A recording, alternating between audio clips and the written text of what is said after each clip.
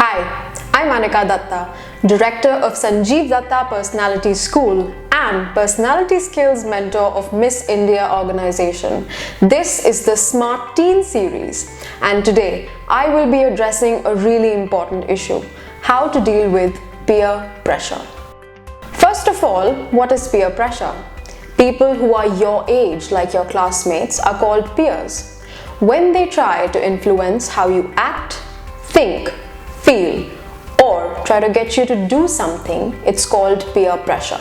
Peer pressure can influence simple things like the way you dress or wear your hair, the activities you get involved in, the music you listen to, or bigger things like who you date, who you're friends with, and your decisions about using drugs or alcohol. Now, the pressure to act in a certain way can be direct, with someone telling you what to do.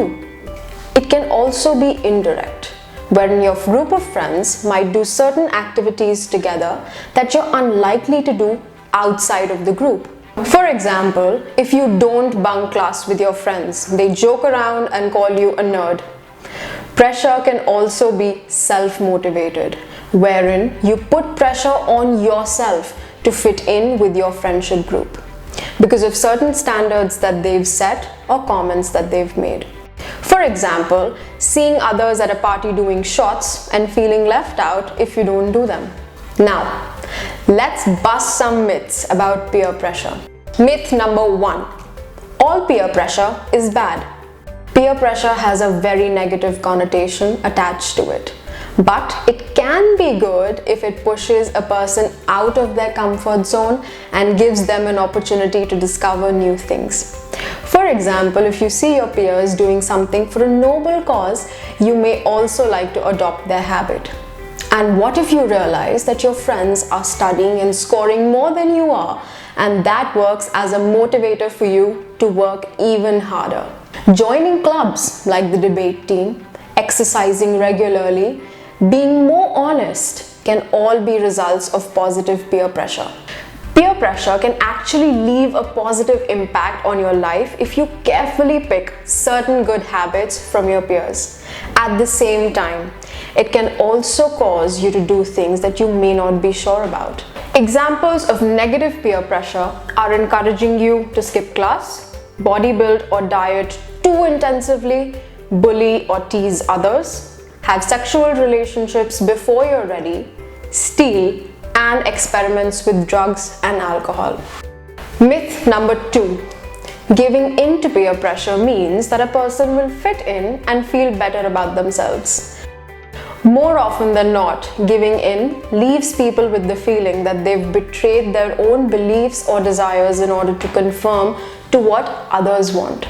Sometimes we're even left dealing with feelings of shame or guilt. Myth number 3. Bullying is a fact of life. It happens to everyone and is normal. That could not be further from the truth. Although, sadly, many people may experience bullying in their lifetime, it isn't something that should be accepted as a fact of life or considered normal. Bullying is something that we should always stand up against. Myth number 4. Those who don't give in to peer pressure wind up feeling lonely. On the contrary, people who are able to resist peer pressure end up with a stronger sense of self. And having different opinions than your friends shouldn't mean the end of a friendship. If that's the case, then they're not your friends. I assure you, you will find like-minded friends. Myth number 5. Everyone's doing it.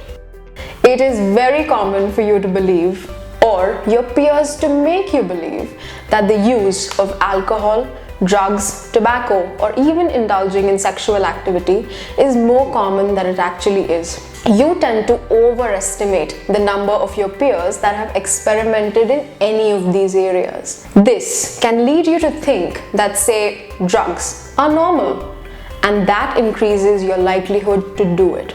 Trust me, that isn't true. And here's proof.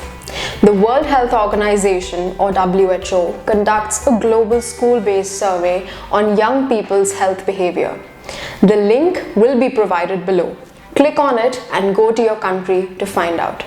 Now, It is time to dive into the ways that you can avoid peer pressure. First way is to ask a lot of questions. For example, if your friend of yours asks you to drink, ask them why they drink, how long they've done it, when did they start, if their parents know about it. And that way you're making an informed decision, along with making your friend question theirs too. Say no like you mean it. That means making eye contact and saying no with authority.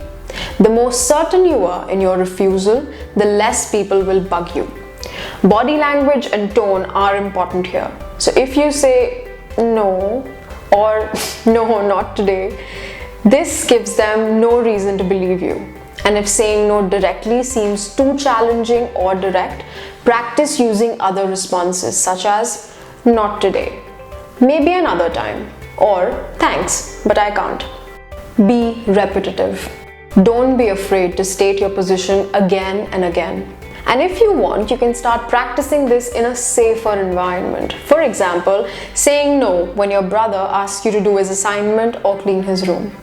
If your peers are pressurizing you to do something a bit too much and the pressure is becoming difficult to handle or say no to, leave the scene. If it's at school, leave the scene and go someplace there's teachers around. If you're leaving a party, for example, call your parents, inform them that you've left, and leave. Offer alternatives. No one wants to be the odd one out or to appear like they're judging their friends for their choices. A helpful strategy is to offer alternatives. For example, if you're facing peer pressure to ditch class with a friend, you could say, I'm going to class, but I'll meet up with you after school to hang out or play.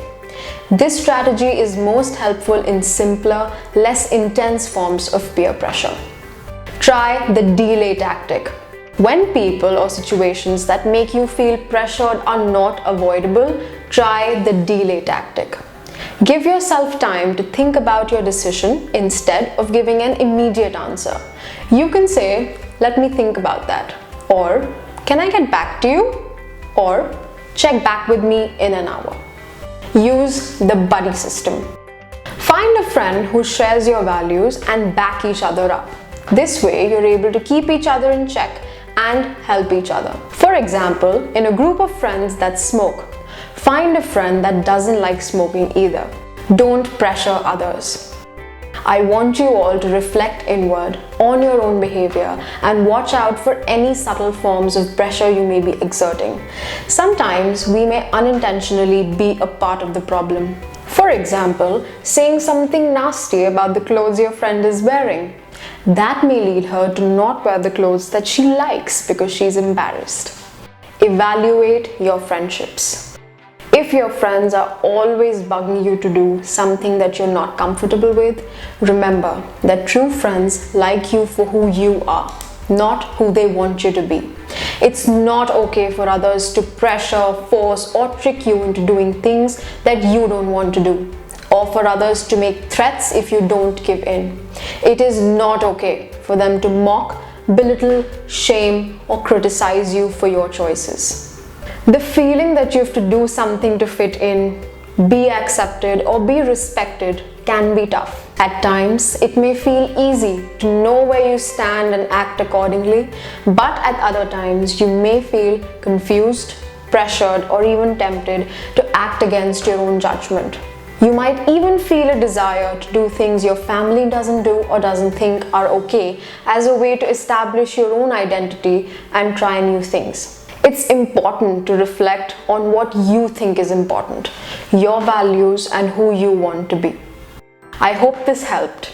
If you have any questions or stories to share, leave a comment and I will see you soon.